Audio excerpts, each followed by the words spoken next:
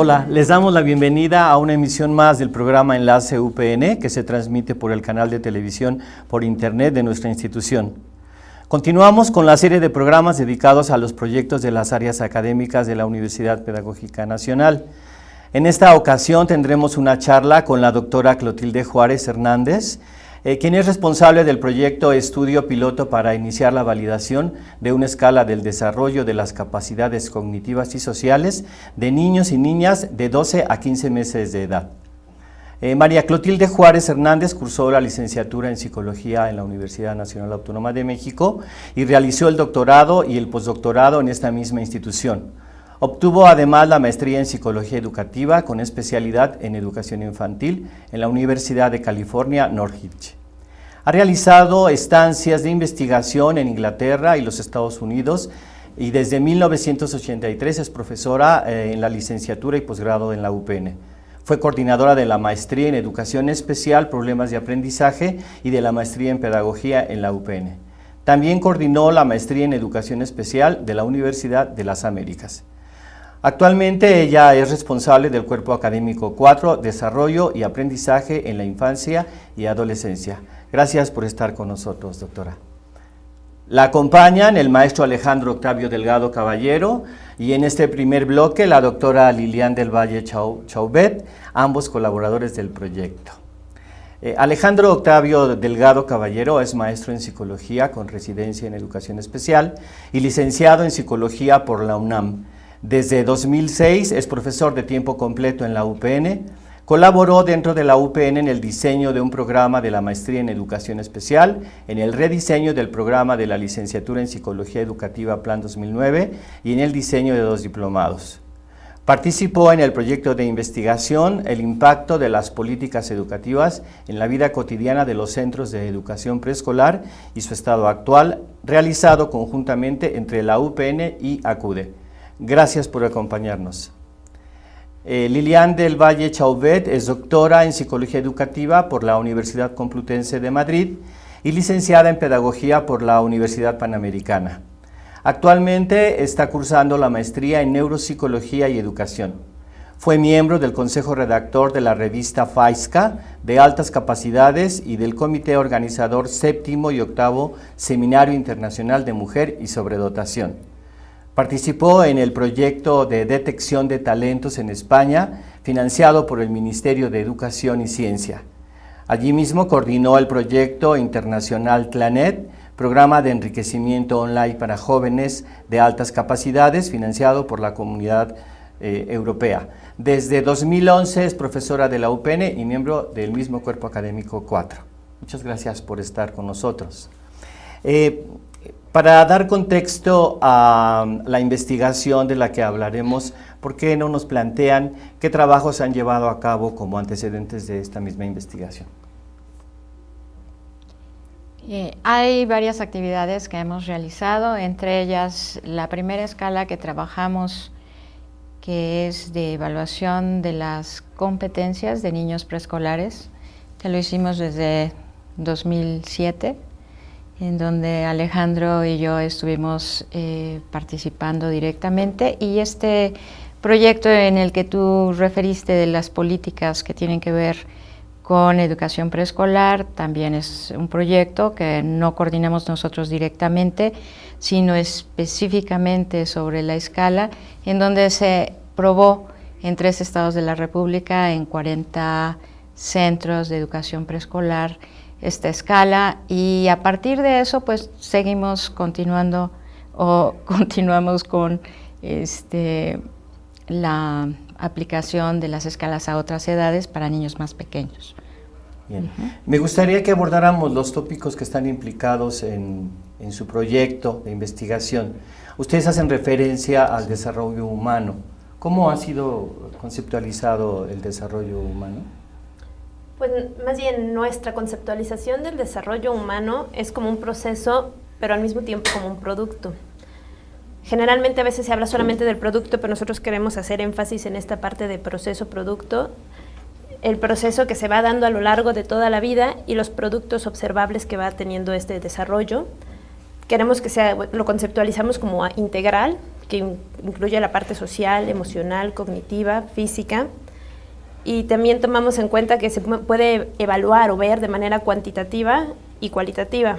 Por ejemplo, podemos desde medir al niño, que estamos hablando de cuantitativa, o cuántas palabras tiene en su vocabulario un niño pequeño, pero cualitativamente podríamos evaluar cómo está dándose esta capacidad de comunicación, qué tanto puede o no puede comunicarse, o cómo se está comunicando, y eso sería una evaluación más cualitativa que cuantitativa. Entonces, tenemos un concepto de desarrollo muy integral.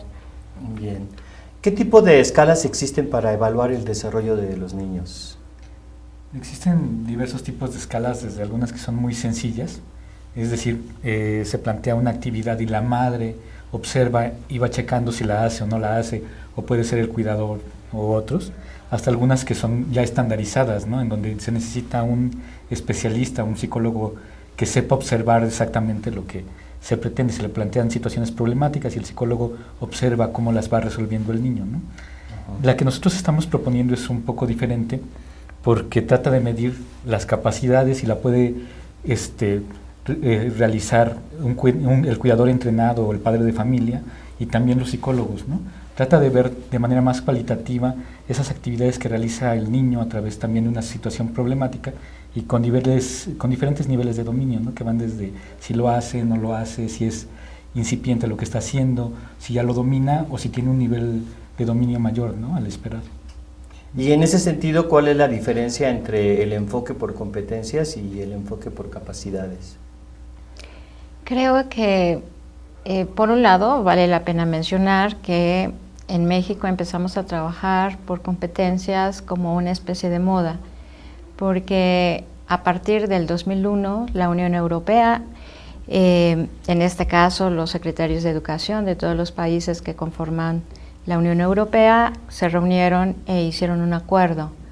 ¿En función de qué? En función de una visión prospectiva de qué es lo que quieren o lo que querían al término de 10 años, en términos de qué es lo que queremos que todas las personas que pasan por educación básica puedan hacer al término de esos 10 años. Y que no solamente lo puedan hacer, sino que además, una vez que salen a la realidad, que es sobre todo más adelante en el campo laboral, sean capaces de hacer cosas, sean competentes para hacer cosas y funcionar en una sociedad próspera, productiva. Y lo que identificaron fue una serie de competencias clave. Y dijeron, si los niños que nosotros estamos formando en educación básica son capaces de desarrollar a lo largo de ese proceso educativo las competencias clave, entonces van a ser gente muy competente como adultos. Esa idea vino a América Latina, específicamente en México, y se plasmó sobre todo en los programas de educación preescolar. El programa de educación preescolar 2004 de la SEP capta esa idea y entonces diseña un programa basado en campos formativos cuyo propósito es dar un espacio curricular para que los niños puedan desarrollar esas competencias. Y entonces lista una serie de 52 competencias y que los maestros de educación preescolar desde ese entonces están, digamos, trabajando muy específica y orientadamente a desarrollar esas competencias. Participando en el proyecto intersectorial del sexenio 2001-2006, captó esta idea de poder identificar indicadores que nos llevaran a favorecer, facilitar el aprendizaje, el desarrollo de esas competencias. De manera que fue ese proyecto, la iniciativa para construir indicadores con gente especializada tanto de la SEP como de salud. Creamos los indicadores. A mí me tocó participar de 2003 a 2006 como coordinadora de la mesa de desarrollo. Creamos los indicadores, pero luego teníamos la siguiente tarea, que era construir instrumentos de evaluación de esos indicadores. Digamos que de manera incipiente empezó a surgir la idea de diseñar escalas, que son estas que estamos hablando, Sobre la marcha, al momento de aplicarlas, yo me di cuenta de la dificultad para medir las competencias, porque las competencias, según su definición, son complejos, digamos, entramados entre una serie de conocimientos, valores, aptitudes, que en el momento de que tratamos de traducir eso para crear como unidades de medida y poderlas evaluar, para poder saber si se está adquiriendo o no la competencia, llegué a la conclusión de que podemos los psicólogos identificar unidades todavía más específicas de medida como son las capacidades. Es decir, que una competencia de alguna manera se integra por varias capacidades. Bien. Dame oportunidad ahorita con todo esto que has planteado, que es muy interesante. Vamos desglosándolo, ¿no? Nos hablas de tu participación en el establecimiento de los indicadores. ¿Cuáles son los que han podido identificar en las investigaciones relacionadas con el desarrollo de los niños y en qué consisten? No sé si nos podrías dar algún ejemplo en relación con la solución de problemas, el uso del lenguaje, una cuestión así. Digamos que un poco retomando lo que dijo la doctora Lilian en relación a la concepción del desarrollo, esta concepción teórica que viene de Piaget, que viene de Vygotsky, que viene de Bronfenbrenner, para tener una visión a la vez amplia, de conjunto, holística, al mismo tiempo profunda, para conocer el desarrollo de los niños. Digamos que cuando tú preguntas, bueno, los indicadores, en la mesa de desarrollo llegamos a identificar 100 indicadores. Pero en una primera reunión de 2001, la primera y la segunda en 2002, en donde hubo la participación de la representante en México, de la UNESCO, lo que decía es que para optimizar la posibilidad de una evaluación y un seguimiento del bienestar de los niños, en este caso mexicanos, tendríamos que pensar en la menor cantidad de indicadores, pero significativos, que nos den cuenta de cómo van los niños, de cómo se van desarrollando y al mismo tiempo del impacto que pueden tener los programas educativos para el desarrollo de esas, digamos, en ese momento, de las competencias, y que los indicadores son relacionados con las capacidades, esas unidades pequeñitas de medida que no son otras cosas más que comportamiento específico de los niños, que nos das cuenta dentro de 4 dimensiones de desarrollo. También lo mencionó Lilian en el sentido del área cognitiva, la social, la emocional, la física, de manera de que se puede observar directamente, se puede medir y se puede predecir el comportamiento del niño dentro de esas diferentes dimensiones del desarrollo. ¿Y de dónde surge la idea de llevar a cabo este proyecto? El antecedente, a ver. Pues justo surge de este factor intersectorial, de este proyecto intersectorial en donde están participando el DIF y donde está participando el área educativa como la UPN y algunas otras de la SED, de encontrar indicadores para medir el bienestar de los niños o para conocer el estado actual de la calidad de atención hacia la primera infancia, ¿no? A partir de ahí fue que se empiezan a diseñar estas escalas y, por ejemplo, se pilotearon para reducir justo los indicadores, como ya lo mencionaba la doctora Clotilde, y en 2007 se hizo una prueba, por ejemplo, de la escala de capacidades para niños de 6 años, y esa ya está validada. Sin embargo, las escalas para niños de 1 y de 2 años no se habían podido validar, y ese es del proyecto que estamos llevando actualmente. En este proyecto se orienta la investigación hacia niños de 12 a 35 meses de edad. ¿Por qué se eligió este rango? ¿Por qué por meses y no por años? Por ejemplo, ¿el mes es una unidad de medida?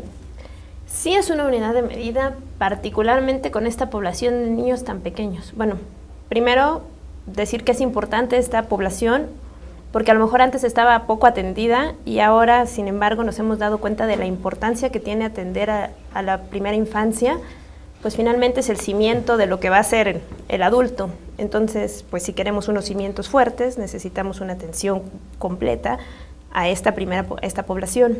Y por otra parte, un poco yo te invitaría a la gente a pensar la diferencia entre cómo los meses cambian mucho, cómo cambia mucho un niño de 1 mes a un niño de 6 meses, todo lo que puede hacer. Entonces, en esta etapa los cambios se van dando muy rápido, el desarrollo cambia muchísimo de 1 mes a otro, entonces por lo tanto sí son unidades válidas en estos primeros años. No es lo mismo lo que hace un niño de 1 año que lo que hace un niño de 1 año 6 meses.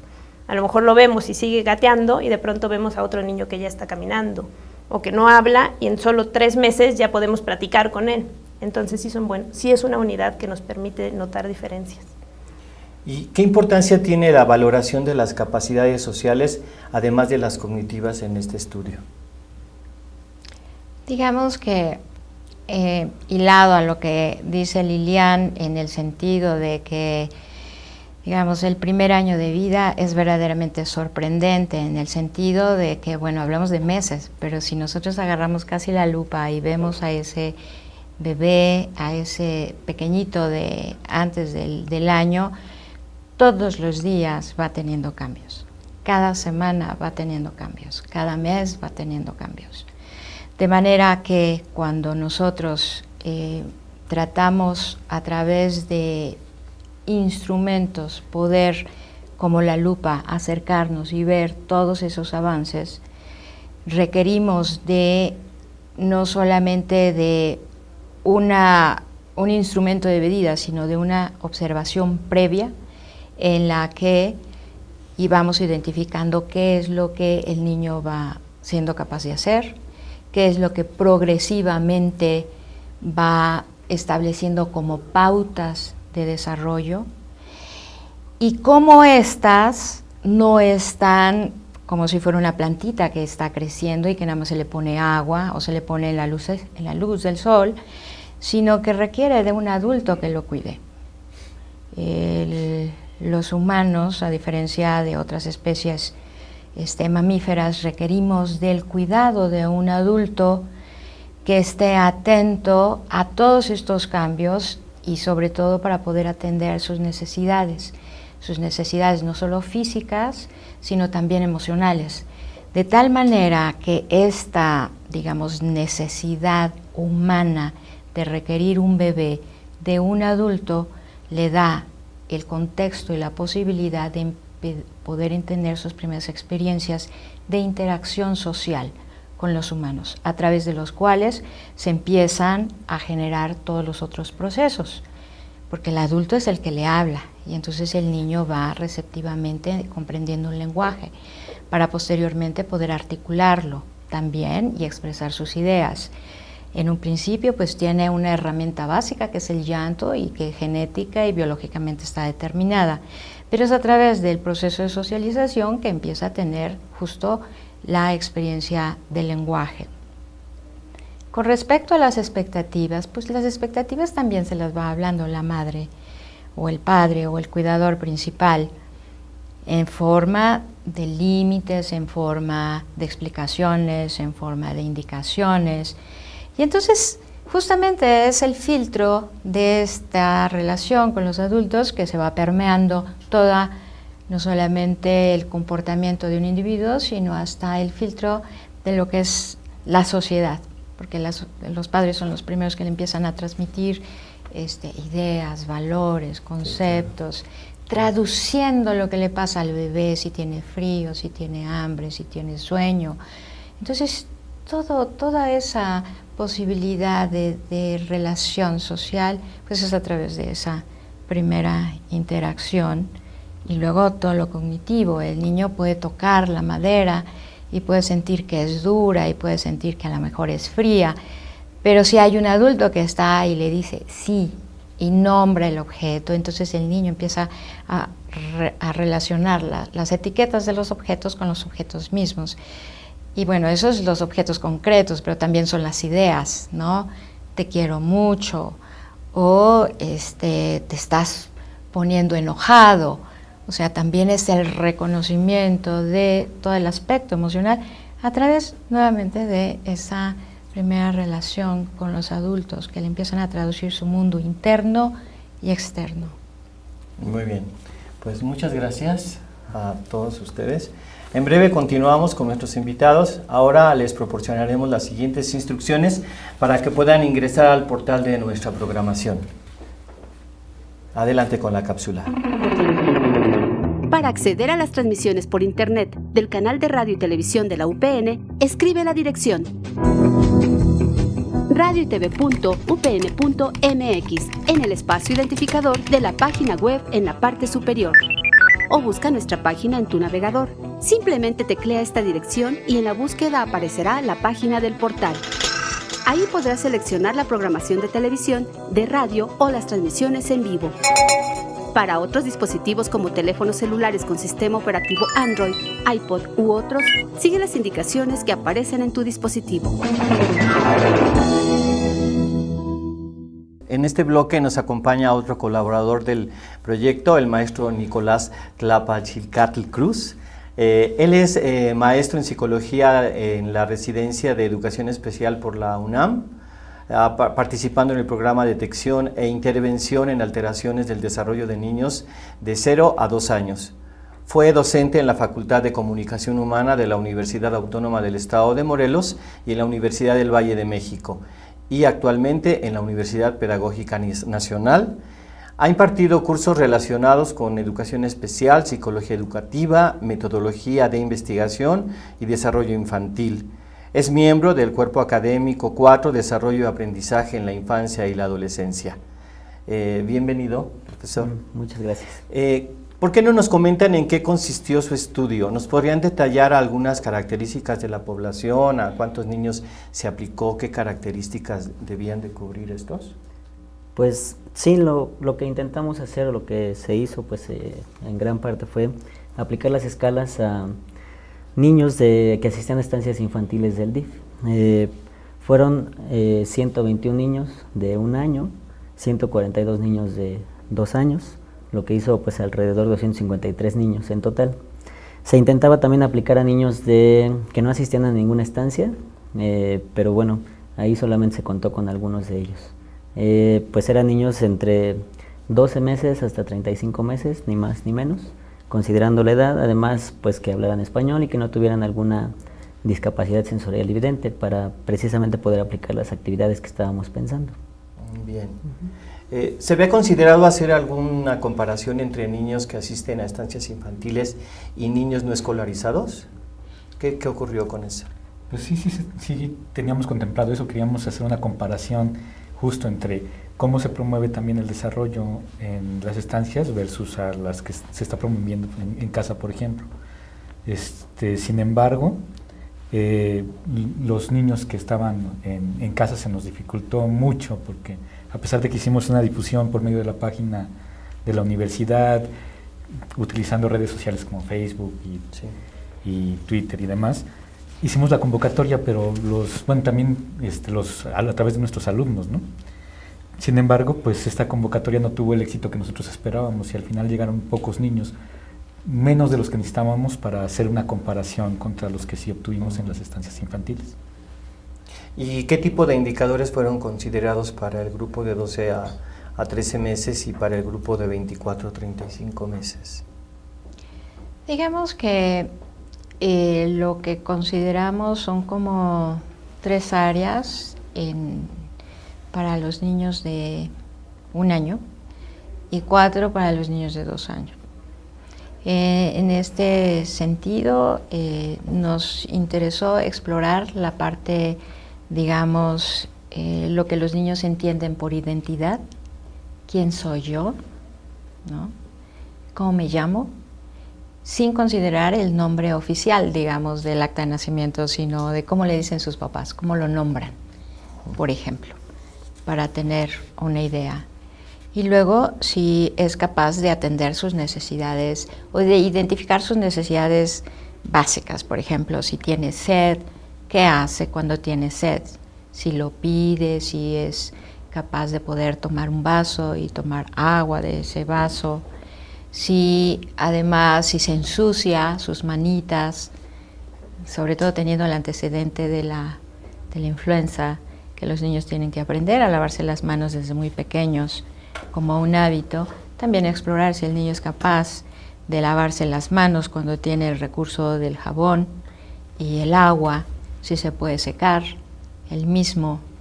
Y luego el tipo de lenguaje que utiliza, si es el niño capaz de escuchar y entender instrucciones muy sencillas, ¿no? Como dame, toma o pon. Y una fundamental que es si es capaz de hacer afiliación con una persona desconocida en presencia de la madre. Cuando tú preguntaste de qué característica tenía este estudio, creo que nosotros le pusimos énfasis en muchas cosas muy especiales y particulares porque nos creemos verdaderamente expertos en desarrollo. Entonces, una de las características para los niños de 1 año cuando se hizo la evaluación es que sabemos que los niños sienten ansiedad frente a la separación con la madre y frente a una persona desconocida, de tal manera de que si el evaluador iba a ser una persona desconocida para él, entonces tendríamos que garantizar que no fuera el obstáculo para la aplicación de la escala y el funcionamiento del niño, de tal manera que nuestras indicaciones o sugerencia fue que esa evaluación tendría que hacerse en presencia de la madre. Por cuestiones naturales del empleo de la madre, no en todos los casos pudo estar presente, entonces la persona siguiente en el sentido de la calidad de apego de ese niño sería su cuidadora o la figura educativa que lo estaba atendiendo. De tal manera de que si existía eso, pensábamos que el niño podría estar en una situación de confianza y poder afiliarse a la persona desconocida en el momento en que estuviera en esa condición de evaluación. Digamos que en términos generales esa fue como las características de la evaluación de los niños de 1 año. ¿Y qué tipo de escala utilizaron? La escala, decimos que técnicamente es una escala Likert, que comprende una serie de reactivos. Cada reactivo, a su vez, tiene una situación problemática, que es la que se le presenta al niño como una, digamos, tratando de asemejar una situación real, en la que se le da una consigna y se le plantea una pregunta. Por favor, quiero que me digas cómo te llamas, ¿no? O simplemente se dice su nombre y se dice si el niño voltea para escuchar su nombre, por ejemplo. Pero sobre todo que nos diga su nombre, como lo diga, nosotros lo registramos. De manera que en esa escala tenemos considerados 5 posibles categorías de respuesta. Digamos, una en la que puede no responder a lo que nosotros pedimos, por muchas razones, puede ser.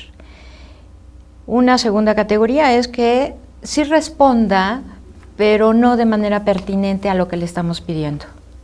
Y a partir de la tercera categoría, o la respuesta tipo 3, la respuesta tipo 4 y la respuesta tipo 5, esas 3 se consideran como respuestas pertinentes. Pero justamente como en el bloque anterior explicaba la doctora Lilian, nos interesa muchísimo saber el proceso, no solamente esas respuestas como productos del desarrollo, sino el proceso. ¿Qué quiere decir eso? También Alejandro lo explicaba. Necesitamos saber en qué nivel puede dar esa respuesta. ¿Se la puede dar de manera incipiente? Es decir, si pensáramos en una actividad locomotora como caminar, no es lo mismo el niño que se levanta y se apoya en un mueble y empieza a dar pasitos de ladito con el apoyo, eso lo consideraríamos como incipiente. Si el niño ya camina sin necesidad de un apoyo externo, aunque apriete la manita como sintiendo que lleva una guía, digamos que ya lo puede hacer, ya tiene un nivel de dominio en esa capacidad de caminar. Pero si ahora lo observamos y resulta que ese niño no solo camina, sino hasta se impulsa para caminar más rápido o correr, decimos que ya lo está haciendo de manera sobresaliente y de esta manera nuestra escala trata de captar no solamente el tipo de respuesta, sino en qué nivel de funcionamiento de esa respuesta la puede dar. Y ese es el tipo de escala que nosotros estamos utilizando. ¿Podrían ejemplificar un poco más cómo la ejecutan? Sí, ¿Sí? sí, hay varios ejemplos, entre ellos pues parte de lo que nos Sí. nombra Coti. Igual y pues ahorita podemos complementarlo.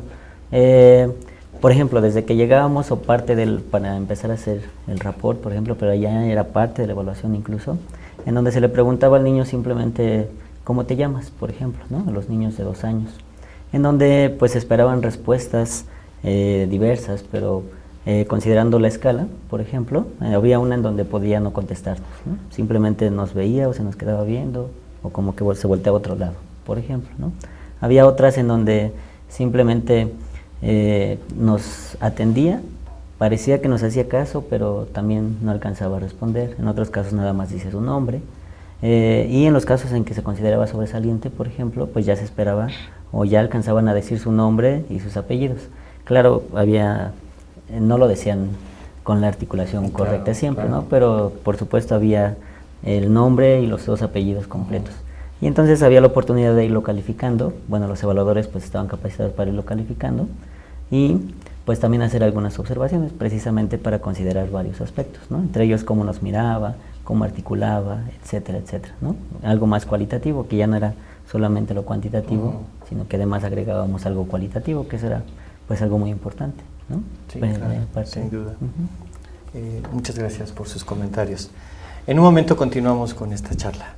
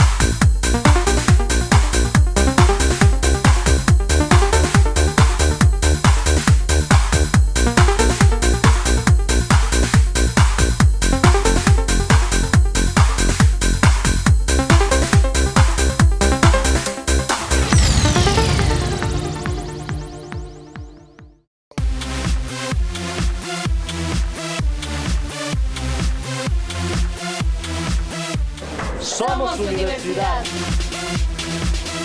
Somos nacional. Somos pedagógica. Somos universidad. Somos universidad. Pedagógica. Nacional.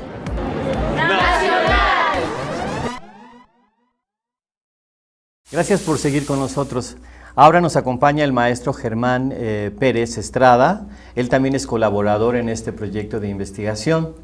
El maestro es licenciado en Educación por la Universidad Pedagógica Nacional y maestro en Psicología con residencia en Psicología Escolar por la UNAM. Ha trabajado como docente en escuelas primarias en el estado de Veracruz, así como en albergue Arcoíris del DIF municipal de Córdoba. Asimismo, laboró en el Instituto Mexicano de Investigación de Familia y Población en el área de materiales didácticos. Fue diseñador, aplicador y evaluador del proyecto Desarrollo de la Comprensión y Expresión Oral en Niños Maternales en una estancia infantil del ISSSTE. Desde el 2006 es profesor de tiempo completo en la UPN y miembro del Cuerpo Académico 4, Desarrollo y Aprendizaje en la Infancia y la Adolescencia. Se ha desempeñado como docente en la licenciatura en Psicología Educativa. ¿Nos pueden decir qué sucedió después de aplicar las escalas?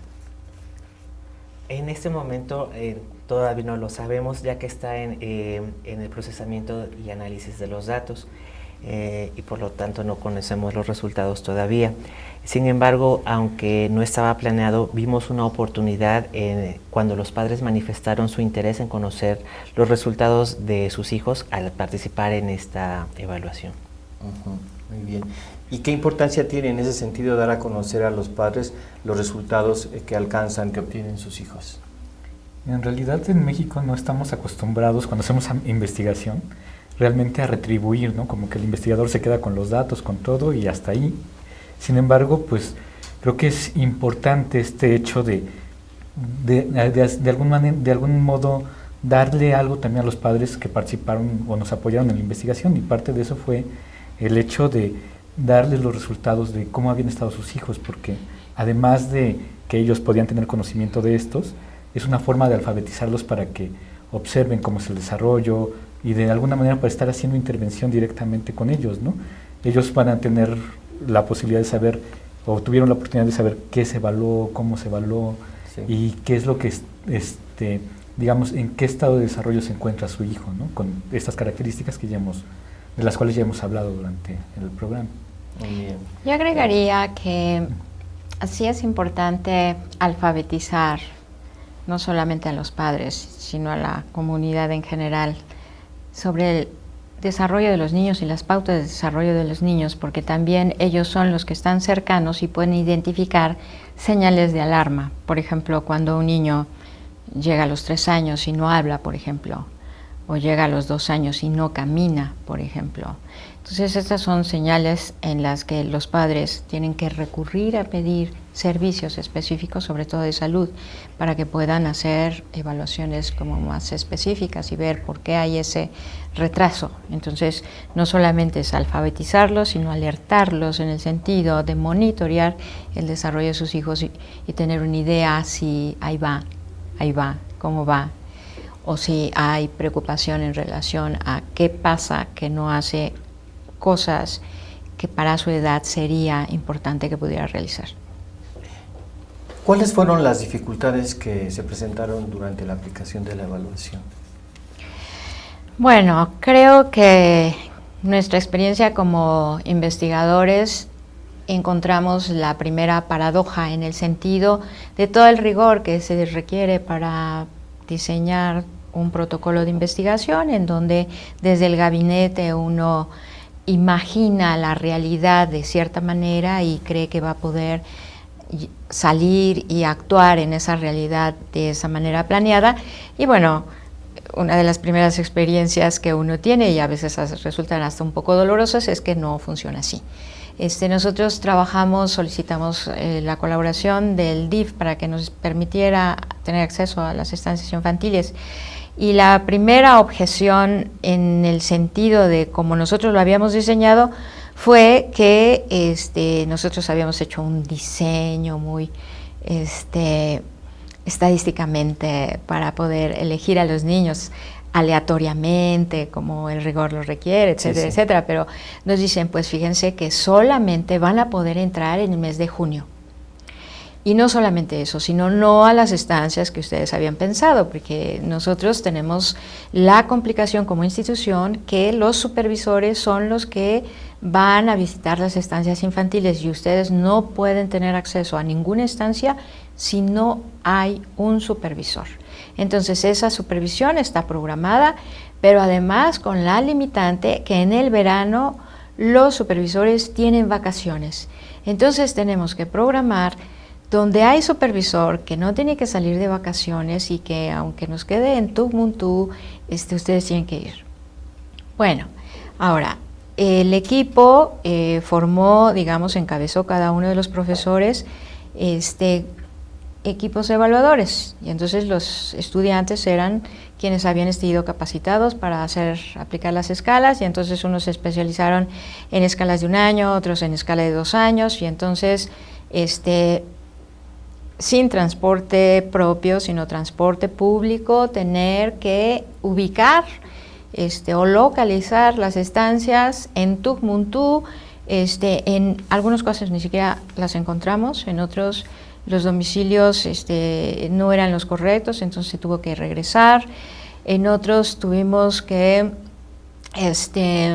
pues dejar al estudiante allí y correrle con otro porque el otro necesitaba ayuda. Y otras dificultades, por ejemplo, también operativas, en el sentido de que para que los padres estuvieran avisados de que había una invitación para hacer evaluación de sus hijos, y que nosotros éticamente tenemos el compromiso de la obligación y la responsabilidad de que tenemos que preguntarle a los padres y solicitar su autorización para que nos permitan evaluar a su hijito. Entonces nosotros personalmente y directamente no lo podíamos hacer, sino teníamos que hacerlo a través de la estancia infantil, y entonces lo que entendía la estancia infantil o la responsable o la educadora fue lo que transmitieron a los padres. Entonces pues naturalmente que nuestro muestreo no es aleatorio, pues por supuesto que nuestra evaluación no fue al total de niños que nosotros esperábamos. Sí cumplimos rigurosamente que solo pudimos considerar la evaluación de los niños que tenían consentimiento informado, firmado por sus padres. Y bueno, esto es nada más para darte un ejemplo de todas las dificultades que encontramos en el trabajo de campo.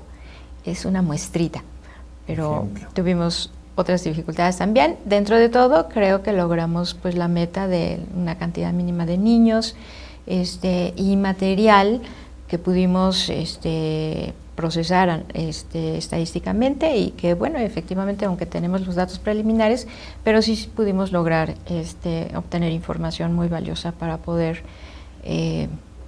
reportar resultados. ¿Y en qué momento se encuentra el proyecto en este momento? Pues en este momento estamos en el entusiasmo de justamente el procesamiento de los datos. Tú dices buenas dificultades. Necesitamos un procesador que no hemos podido adquirir, necesitamos asesoría de un especialista en estadística, aunque digamos eso lo hemos hecho domésticamente, lo hemos resuelto, pero de acuerdo con lo que nosotros teníamos planeado, es una gente experta en estadística para hacer justamente el análisis estadístico de los datos, que es un procedimiento sofisticado, complejo, y que para poderlo interpretar y saber, por ejemplo, validar las escalas, pues requerimos de eliminar algunos reactivos que no nos hubieran funcionado para poder dejar otros. Eso depende muchísimo de la interpretación estadística que tengamos. Bueno, en esa parte estamos. ¿Y cómo tienen previsto dar a conocer los resultados? Pues de alguna manera ya empezamos tratando de escribir un artículo para una revista en este momento, que es más bien refleja como todo esto que hemos descrito en cuanto a la experiencia, pero también estamos pensando más bien estamos escribiendo un artículo para participar en COMIE, que es uno de los eventos más importantes en educación, de investigación educativa, y bueno, tiene una revista indexada en donde aparecerán los resultados que hasta el momento tenemos, ¿no? Y ya posteriormente seguiremos escribiendo de qué tan válida es la escala, con qué nivel de confiabilidad, etc. Y finalmente, ¿qué es lo que se espera detectar o prevenir con esta escala de desarrollo?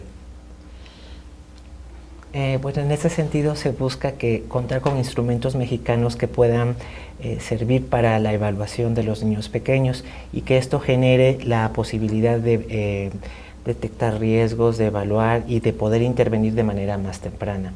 En ese sentido se espera que, como ya dijo la doctora y mi compañero Alejandro, es lo importante que los padres se sensibilicen en este campo, se alfabeticen, pero también puedan entrenarse como observadores del desarrollo de sus hijos, de tal manera que puedan acudir a los servicios de salud pertinentes cuando sea necesario. Claro. Y agregaría una breve cuestión que tiene que ver, pues que precisamente los educadores, los que atienden a los niños de esta edad, cuenten con herramientas para poder evaluarlos y no tener que recurrir a instrumentos extranjeros que no negamos que tengan alguna utilidad, pero que no están basados en estudios en nuestra población infantil mexicana. Claro. Muchas gracias. En un momento estamos de vuelta. Ahora les presentamos un adelanto de la programación que transmitiremos a partir de mañana. No se vayan, quédense con nosotros. En la programación de esta semana del canal de televisión por internet de la UPN tendremos: miércoles. Iniciamos con la primera parte del panel Educación y Desarrollo en México, presentado en el Simposio Internacional de Formación Docente, Modernización Educativa y Globalización. Jueves, seguimos con el ciclo Psicología y Educación, con el tema Inclusión Educativa, herramienta para fomentar el trabajo en equipo en los estudiantes. El viernes continuamos con las transmisiones de la serie Literatura Latinoamericana, con los programas sobre la obra de Alejo Carpentier y Julio Cortázar. Y el lunes próximo, dentro de la serie Nuestros Autores, tendremos una conversación con Noemí García Duarte sobre malestar docente y televisión, posiciones discursivas y representaciones sociales de las profesoras de educación primaria. Recuerden que transmitimos en vivo todos los martes a través de nuestro sitio en internet. Pues, ¿qué les parece si para concluir con esta presentación que han hecho de su proyecto nos dan un punto de vista, una conclusión, si se puede entender así, algo que quisieran decir, afirmar? Bueno, a mí me gustaría decir que la aspiración de investigadores como nosotros es no solamente crear cosas y que se puedan publicar, que se puedan difundir a través de algunos medios, sino que lleguen al campo social en donde se apliquen y sean útiles, porque finalmente ese es el propósito. Y yo creo que dentro de ese deseo, creo que si esto se pudiera aplicar en las estancias infantiles, en el sistema tanto del DIF como del Seguro Social, del ISSSTE, nosotros estaríamos verdaderamente retribuyendo a la sociedad parte de la formación que nosotros hemos tenido como psicólogos y como investigadores. Gracias, doctora.